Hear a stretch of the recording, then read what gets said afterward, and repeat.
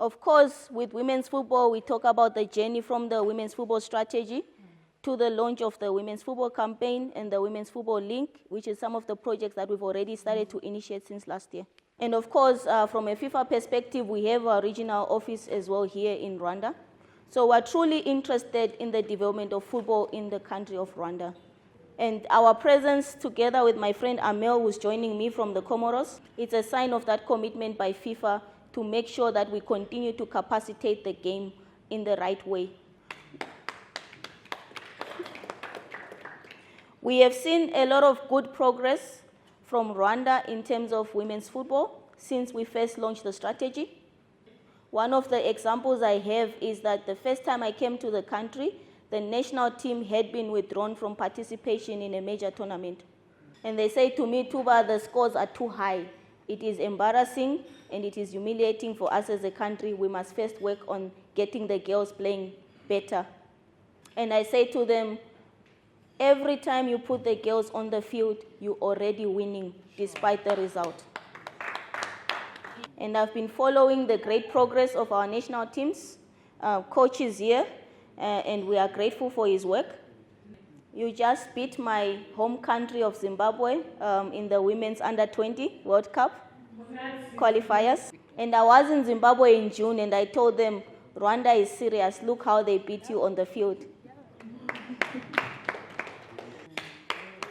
So the results are starting to show. Okay, that when you put work on the ground, it will continue to grow. The capacity building for administrators program is part of our commitment to grow and professionalize the game and make it sustainable. This is why we have all of you here today. And the next 3 days will be very intense. We'll discuss the real situations on the ground. We'll challenge you by showing you the benchmarks from around the continent and around the world. And we'll leave you with a call to action to ask you to take the women's game to the next level in Rwanda. And from the time Amel and myself leave, we'll start to follow the journey of your clubs on the social media. I believe in all of you. I believe we have the right people in the room. So please work with us these 3 days so we can build women's football in Rwanda for the better.